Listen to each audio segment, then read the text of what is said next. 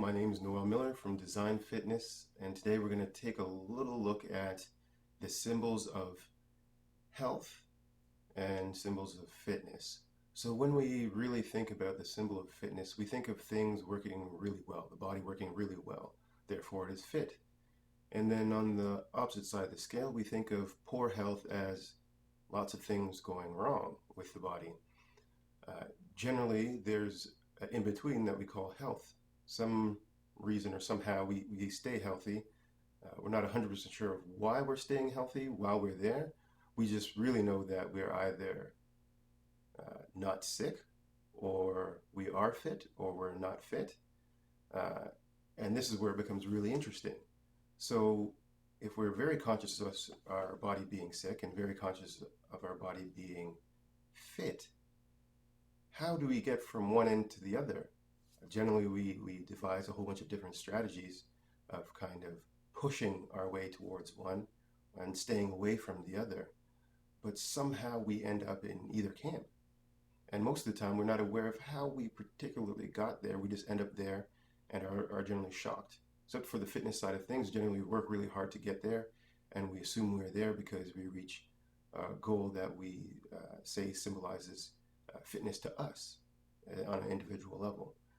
But we can't have fitness without health, so that becomes our number one priority. How do we stay in this health bubble thing? And when you look at the body in the sense of performing well and not performing well, there has to be something that links the two things together. And when you look at the body as a vessel of communication, we get a little bit more clear vision of what's happening. There are signals our body are giving us, kind of suggestions, if you will. If we take a look at somebody who's good at reading body language, they can tell how you feel by the little gestures you make. So this is a form of communication that the body uses visually. We can say a muscle works really well when it's connected well to the nervous system. We can say that we are very aware when our mind works well with our body. We have a sense that something's going to happen. So you can see that the body working well has a lot to do with a style of communication and a style of awareness. So when do we find these two things? We find these things together, generally in what we call a state of health. Now, if we use the body correctly, or better yet, communicate well with the body, being aware of what it's trying to communicate and tell us, and through that, what actions will help keep it in balance, then we can say that we have, or are working on, a great way of maintaining our health.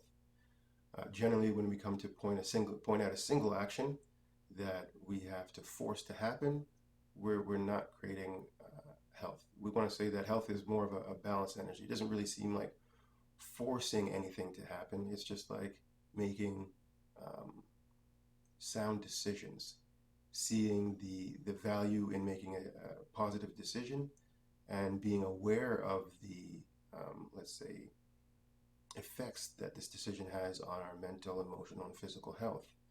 We don't really have good boundaries surrounding those three things. So generally, we sway from one side of health to the other side of health. When we think of only physical health, it's easier to see a absolute action to do. Stop eating that or work out more. But when we really take a look at health, we're looking at the mental, physical, and emotional aspect of things. So how well are we connected to our boundaries surrounding our emotional health? That's a good question. How well are we in creating strong boundaries around our emotional health? Another good question. The chances are, if your emotional health boundaries aren't that great, your mental health boundaries are going to be kind of a reflection of the same thing. And then we move to our physical health. And generally, we're also not very connected here. Because there's a lot of physical things that happen inside our body that we can't see, we generally think we're in a great state of health without knowing the inside truth, if you will. And the only time that we become aware of something is visually, when we can see it, when we see that it's kind of real. And even then, we can ignore it from time to time. When we feel pain, we can ignore that.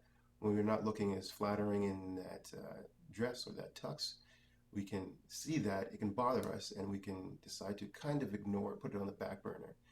And this is an issue if we're trying to stay in the center of what being health is. And most of the time, the result, the visual look, or the end outcome of something is not the reverse of how you got there. So you can't just reverse the process to get back where it used to be in that place of balance and health. The only way to do this effectively is to have a good communication with your body and what it asks. And that is a skill that you have to develop. And best way to do that is by assistance.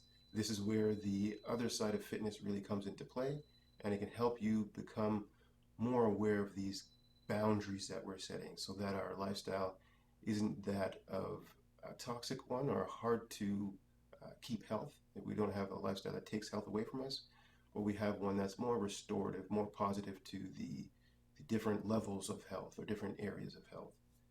And this is something to truly take some time to think about. As always, email in, and I'll be happy to talk more on this topic based on what you say. And I hope it was interesting.